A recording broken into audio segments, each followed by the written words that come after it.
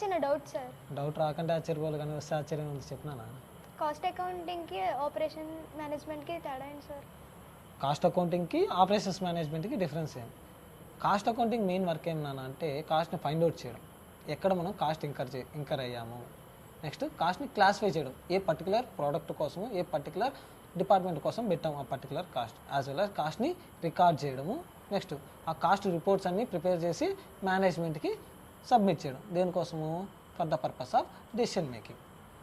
when it comes to operations management దేని గురించి deal చేస్తుంది నాన్న అంటే ఆపరేషన్స్ ఆర్ ప్రాసెసెస్ గురించి డీల్ చేస్తుంది.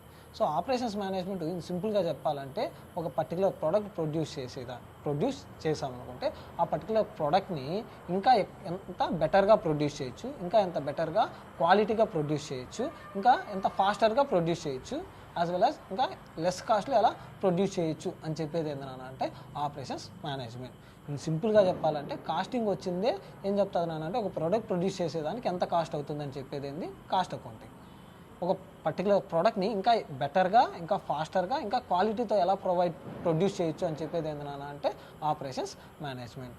కాస్ట్ అకౌంటింగ్ వచ్చిందే it deals with the money, operations management it deals with the operations or processes.